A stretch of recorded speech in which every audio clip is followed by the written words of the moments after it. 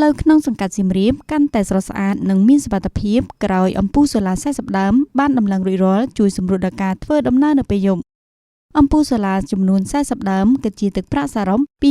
$2,600ដោយមានការចូលរួមគាំទ្រពីសប្បុរសជនបងប្អូនប្រជាពលរដ្ឋត្រូវបានដំឡើងរួចរាល់តាមបណ្ដោយផ្លូវបេតុងសាលាពោធិនរាយក្នុងភូមិកក្រាញ់សង្កាត់សៀមរាបក្រុងសៀមរាបជួយកាត់បន្ថយគ្រោះថ្នាក់ចរាចរណ៍និងបង្កើនសន្តិសុខនៅពេលយប់ការប្រែមុខមាត់ភូមិសង្កាត់ឲ្យមានភាពស្រស់ស្អាតទាក់ទាញនាពេលរាត្រីរួមចំណែកដល់វិស័យទេសចរណ៍ក្នុងពិធីប្រគល់លិខិតថ្លែងអំណរគុណដល់បងប្អូនសប្បុរសជននៅថ្ងៃទី9ខែមិថុនាឆ្នាំ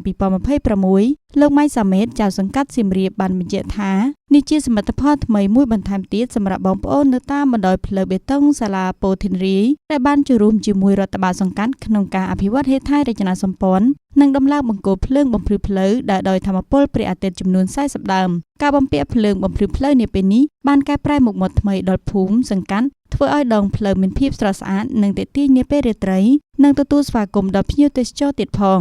លោកម៉ៃសាមេតបានបញ្ជាក់ទៀតថាសមិទ្ធផលថ្មីនេះដែរក៏បានបង្កលក្ខណៈងាយស្រួលដល់បងប្អូនប្រជាពលរដ្ឋក្នុងការធ្វើដំណើរក៏ដូចជាកាត់បន្ថយគ្រោះថ្នាក់ចរាចរណ៍និងបង្កើនសន្តិសុខក្នុងមូលដ្ឋានសំខាន់លោកយាយលោកតាធ្វើដំណើរទៅវត្តអារាមសមាទានសិលនិងជួយដល់ការហាត់ប្រាណនិងការរស់នៅរបស់បងប្អូនប្រជាពលរដ្ឋឲ្យកាន់តែប្រសើរឡើងក្នុងនាមរដ្ឋបាលសង្កាត់សៀមរាបលោកក៏សូមថ្លែងអំណរគុណនៅទឹកចិត្តស្មារតីចូលរួមរបស់បងប្អូនដើម្បីសុខសុវត្ថិភាពយើងទាំងអស់គ្នានិងក្រុមគ្រួសារខ្លួន